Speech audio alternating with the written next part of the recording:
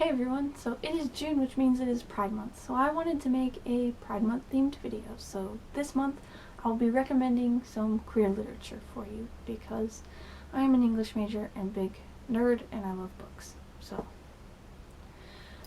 first I'm going to talk about some books that are standalones, as far as I know. I'm pretty sure they're all standalones. So let's go ahead and get into it. The first one I'm sure a lot of you know about, simply for the fact that a couple years ago it was turned into a movie. Simon versus the Homo Sapien Agenda. I think this was one of the first LGBT books that I ever bought. It genuinely made me laugh and feel for the main character and some of the side characters too. And it was just very accurate of the depiction of being 16 in general, let alone a closeted 16-year-old who is outed and has to deal with having everybody know this very intimate detail about his life and it becoming a spectacle. So I really liked the way that this book talked about that and handled that and turned that story, which could have been so awful and hopeless, into something that was good and turned out to be for the best. The second book that I want to recommend is Red, White, and Royal Blue. So the premise of this book is that America's first son, so the son of the president, and the Prince of Wales kind of fall in love and have to keep their relationship a secret. So we get kind of a taste of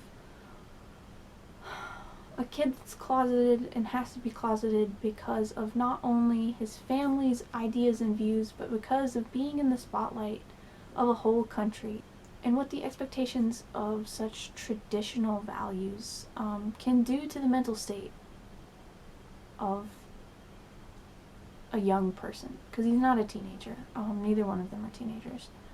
And then we get the other end, a boy who has a very supportive family, a very good support system, but still has to figure everything out himself, to still go through that struggle of, are we really good friends, or is it more, or do I hate him, or am I jealous, or there's just so much that goes into it. And this book will make you laugh, it will make you cry, it'll make you just absolutely shake your head and roll your eyes, and it is incredibly, incredibly good. And the final book in the singular lineup is Peter Darling. This book, there are barely words to describe this book. This book is so well written. The premise of this book is that Peter Pan returns to Neverland as an adult. And he finds that Neverland is not the place that he left. In many ways, the Lost Boys are grown up. They're not boys anymore. And the bloody, gruesome play battles have turned into bloody, gruesome real battles between, the Lost Boys and the pirates, the Lost Boys and the indigenous people of Neverland. And all of this develops alongside of the conflict of Peter wondering about Captain Hook. Because not only does Peter despise him, but he finds himself being attracted to him, which seems super, super weird, but there are some things in the book that explain a lot and make things not quite as grim as they may seem. And there's a twist. The final twist in the book is just heartbreaking in a way that I feel a lot of queer people can relate to. I won't explain more about it in this video, but I may make a video talking about just this book later because it is absolutely incredible. So for our first series, the Simon Snow series.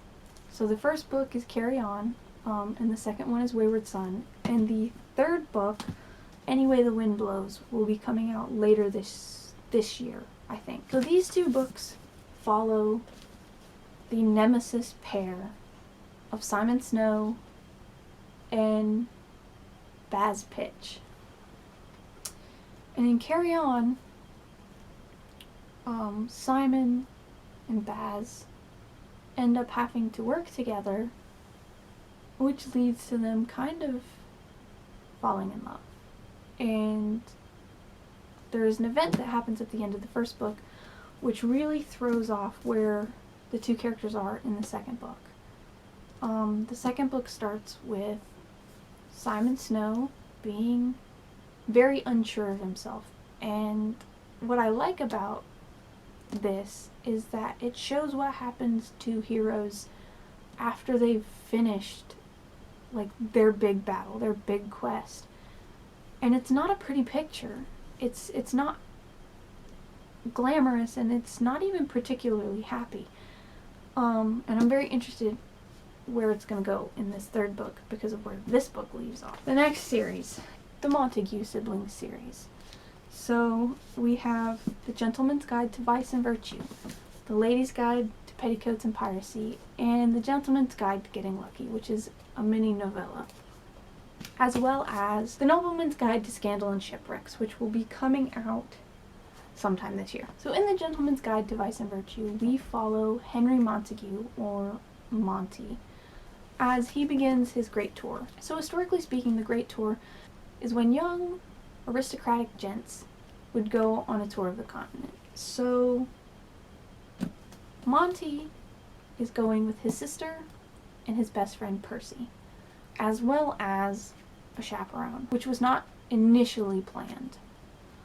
So Monty gets himself into a bit of a pinch in Versailles, and the rest of the story kind of plays out as a little bit of a mystery, because you have to put together pieces of a puzzle to understand what happens in this book, or to follow the plot of this book. It was so funny and heartbreaking in so many different ways, and it just hooked me. So the next one in the series is The Lady's Guide to Petticoats and Piracy. So this one actually follows Monty's younger sister Felicity after the events of The Gentleman's Guide to Vice and Virtue. And she has a little bit of her own kind of puzzle-solving adventure. So Felicity wishes to be a doctor, but because of the time that she lives in, female doctors are not considered, well, they're not a thing. She won't even be accepted into medical school, even though she's incredibly intelligent and has already had experience in the medical field during the adventures of The Gentleman's Guide to Vice and Virtue. And this leads her to the wedding of a childhood friend who is marrying Felicity's, medical hero. But the way that plays out is not the way you would expect. And so Felicity has to use her intelligence in the same way that Monty and Percy kind of had to try to use theirs in Gentleman's Guide. And also very, very good. And then of course we have the novella, The Gentleman's Guide to Getting Lucky, which is just a little vignette into Percy and Monty's relationship, which is very, very adorable. So this is set between the Gent's Guide and the Lady's Guide. So it's before Felicity leaves to try to go to medical school, but it's very, very adorable, and I would recommend not skipping it. You can skip it plot-wise, but don't, because it's really good and it's really funny. And then our last one. I saved this one for last because it is a little more controversial than the other ones, and obviously as I start to explain why I start to explain about the books, I think you'll understand why. Captive Prince Trilogy. So the Captive Prince Trilogy starts off with the kidnapping and selling of Prince Damien. he is sold into slavery in a rival country to the prince of that country, who, if he knew who Damien really was, would want him dead. And this is all perpetrated by Damien's half-brother.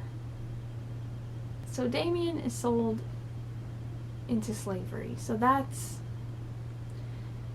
kind of a hard pill to swallow, and I completely would not be okay with this happening in real life.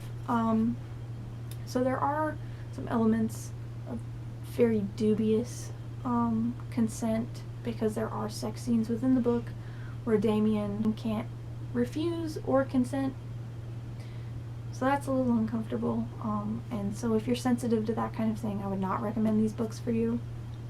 If you're very sensitive to violence of any kind, I would not recommend these books to you. They're a little bit more on the adult end, whereas the rest of the books that I talked about are for young adults. This, I would say, 100% is for probably 17 or older. They are quite graphic in basically everything. But I recommend these books because character development in these books is, how can I phrase this? The character development in these books makes sense, and they change based around each other. They see the other's perspective and change their opinions based on the information that they had previously been ignorant on, and I think that's important. On top of that, I would recommend these books because the relationship that is very obviously being built between them is a very slow process. A very slow process of building trust, of building any kind of affection, because they both start from a place of very much disliking the other, for various reasons. Now, with that being said, there are some things in the book that are problematic. Obviously, the slavery issue is problematic. There are issues of age. Younger people are involved in inappropriate acts, both, I think, explicitly and very much implicitly. But overall, I think the story that is set up and executed is executed in a way where the problematic elements are still held as problematic. They're not just, oh, those are the rules of the world, like that's just how it is. They're shown to be problematic. And as bad as they are, they're not excused in any way. And I do like that about these books. So those are all the books that I have for you this time. Hopefully I'll be making more videos about books, not just queer books, but other books as well. But until then, I'll see you guys later.